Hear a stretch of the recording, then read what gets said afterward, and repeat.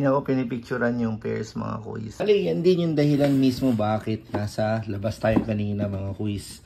Ayun mga kuis, welcome sa ating kwarto vlogs. Sobrang naglalagkit ako, kita nyo naman, no? Sobrang init. Ngayon sa Pilipinas, tapos uulan, aaraw, hindi mo alam kung ano yung weather. Pero ganun talaga, nandito tayo sa Pilipinas. So ayun, meron akong gustong ipakita sa inyong pair. Actually, nakita nyo naman.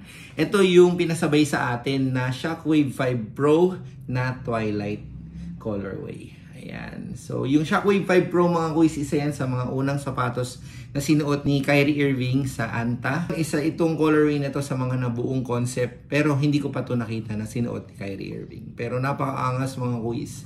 Bale, ang original price niya is 10,995 pesos. Nabili sa atin or pinasabay sa atin for only 8,995. And ang nakakuha nito is si Kuis Mackay de la Cruz na taga Bulacan. So shoutout sa iyo Kuis.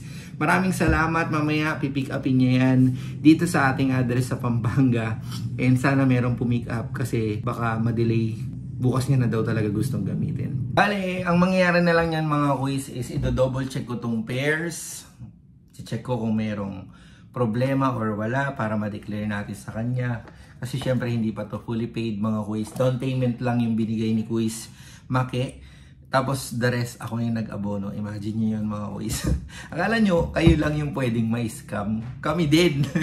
Hindi, biro lang. So ayun, antayin na lang natin yung kanyang pick up mamaya. And good to go na to. Hopefully maging smooth lang lahat. Ayun, tapos yung ating vlog for today. Just in case na merong mag-come up, pwede natin i-vlog. I-vlog natin. Na pala sa mga Warriors fans dyan. Bakasyon na tayo mga Kuis. Dyan ata yung pick up. Nagre-ring.